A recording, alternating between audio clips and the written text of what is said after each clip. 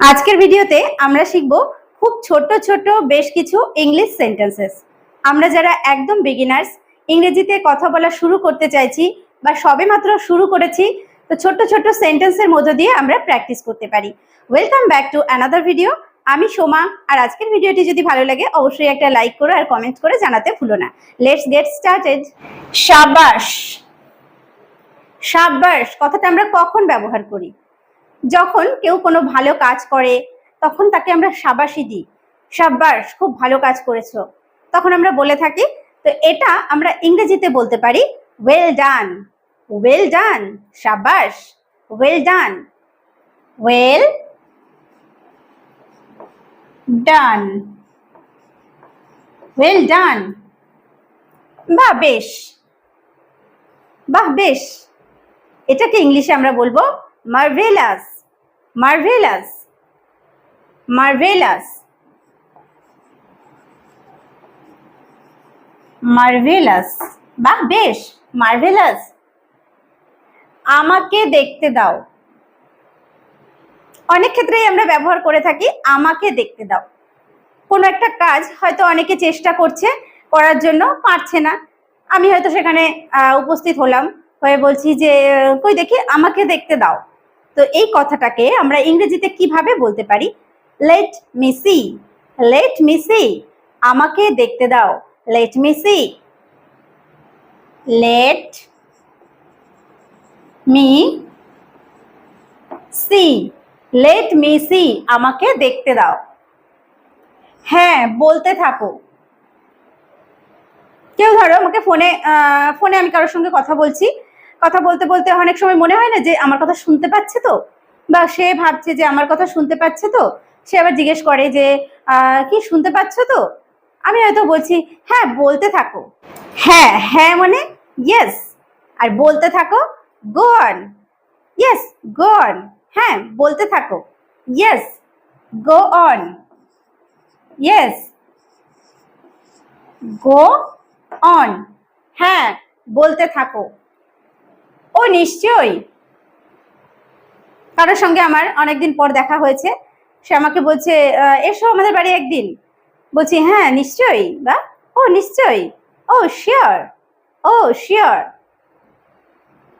ও sure, ও নিশ্চয়ই, বা দারুণ তো।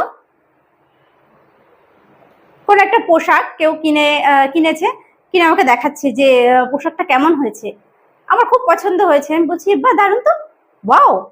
এটা আমরা ইংলিশে বলবো ওয়াও। ওয়াও, বা দারুণ তো, ওয়াও। ধ্যাৎ তেরি, আমরা যখন কোনো ভুল করে থাকি, মানে অনিচ্ছাকৃত ভুল যে হয়ে গেছে, তখন আমরা বলি না ধ্যাৎ তেরি। এটাকে ইংলিশে আমরা বলবো ও sheet.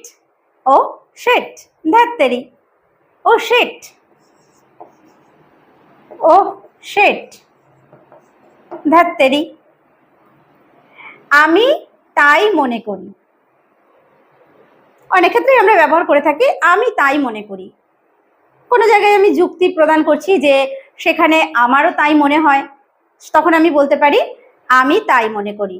I think so. I think so, আমি তাই মনে করি। I think so, I think so, আমি তাই মনে করি। আহ একটু বুঝতে চেষ্টা করো। কেউ হয়তো আমার কোনো কথা সে বোঝার চেষ্টাই করছে না, আমি বলছি আহ একটু বুঝতে চেষ্টা করো। ওহ come on, oh come on, বুঝতে চেষ্টা করো, ওহ come on, oh come on, বুঝতে চেষ্টা করো।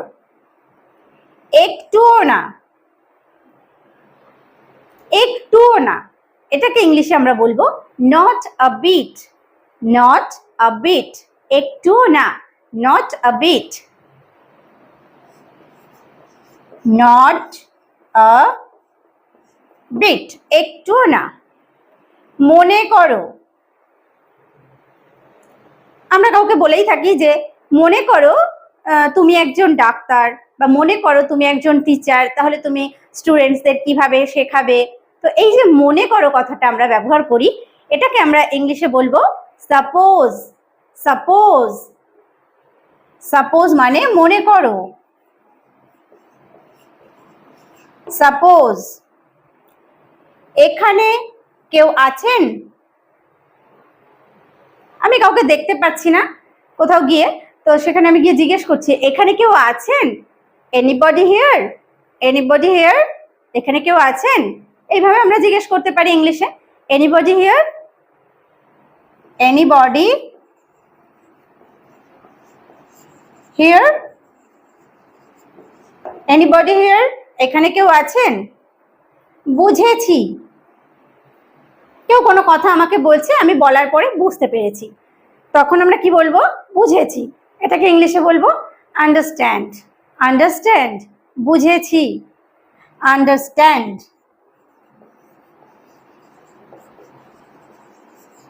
আন্ডারস্ট্যান্ড, বুঝেছি। কি হয়েছে? কাউকে যখন আমরা জিজ্ঞেস করি কি হয়েছে, কোনো একটা ঘটনা ঘটেছে বা তাকে আমরা দেখছি হয়তো সে মন খারাপ করে আছে, তখন আমরা জিজ্ঞেস করতে পারি যে কি হয়েছে। এই কথাটাকে আমরা ইংরেজিতে কিভাবে জিজ্ঞেস করতে পারি? What happened? What happened? কি হয়েছে? What happened? What happened? কি হয়েছে? ঠিক বলেছেন। কোনো জায়গায় কেউ একজন তার মতামত দিয়েছে, তো তার মতামতটা আমার মনে হয়েছে ঠিক, আমি বলছি ঠিক বলেছেন। সেটাকে আমরা ইংরেজিতে বলতে পারি দ্যাটস রাইট। দ্যাটস রাইট, ঠিক বলেছেন। That's right. দ্যাটস রাইট, ঠিক বলেছেন। একটু সরে বসবেন। আমরা বাসে, ট্রেনে, কোথাও যখন ট্রাভেল করি, কোথাও যখন যাই, তখন আমরা মনে হয় যে কেউ একটু চেপে বসে আছে, তখন আমরা বলি যে একটু সরে বসবেন। তো তাকে একটু রিকোয়েস্ট করি বা অনুরোধ করে বলি যে একটু সরে বসবেন। এটাকে আমরা ইংরেজিতে কিভাবে বলতে পারি? Will you move please? Will you move please? Will you move? Move মানে সরা। Will you move please? একটু সরে বসবেন? Will you move please? অবশ্যই, অবশ্যই, এটাকে ইংলিশে বলা হয় ডেফিনেটলি। ডেফিনেটলি,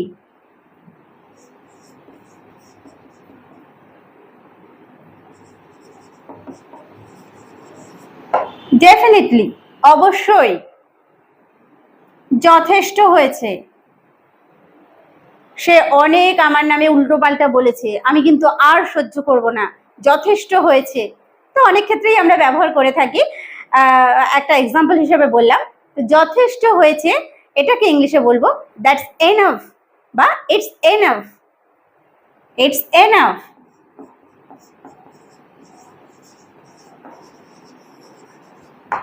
বা আমরা বলতে পারি দ্যাটস এনাফ।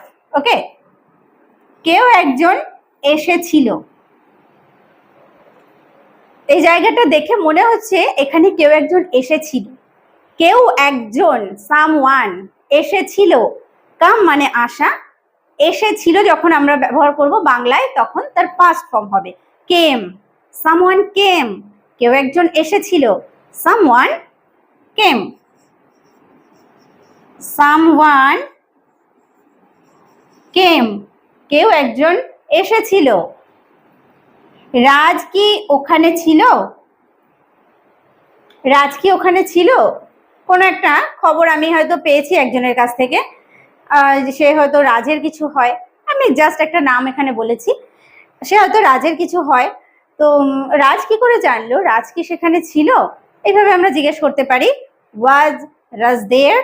ওয়াজ রাজ দেয়ার? রাজ কি সেখানে ছিল? ওয়াজ মানে ছিল। ওয়াজ রাজ দেয়ার? রাজ কি সেখানে ছিল? রাজ সেখানে ছিল, এটাকে আমরা ইংরেজিতে কিভাবে বলবো? রাজ ওয়াজ দেয়ার। রাজ সেখানে ছিল। কিন্তু যখন আমরা প্রশ্ন করছি রাজ কি সেখানে ছিল, তখন আমরা ওয়াজটাকে আগে নিয়ে আসবো। ওয়াজ রাজ দেয়ার? ওয়াজ রাজ দেয়ার? রাজ কি সেখানে ছিল? আমি তোমাকে মারতে পারি। তুমি জানো আমি তোমাকে মারতে পারি। আমি তোমাকে মারতে পারি, এই কথাটা ইংলিশে আমরা বলবো I can beat you. I can beat you, আমি তোমাকে মারতে পারি। I can beat you. I can beat you, আমি তোমাকে মারতে পারি। তো আজকের ভিডিওতে আমরা শিখলাম বেশ কিছু দৈনন্দিন জীবনে ব্যবহৃত হয় এইরকমই খুব ছোট ছোট ইংলিশ সেন্টেন্সেস। তো ভিডিওটি যদি হেল্পফুল হয়ে থাকে অবশ্যই একটা লাইক করো, আর কেমন লাগলো কমেন্ট করে জানাতে ভুলো না। ভিডিওটি শেষ পর্যন্ত দেখার জন্য প্রত্যেককে থ্যাংক ইউ। দেখা হবে নেক্সট ভিডিওতে।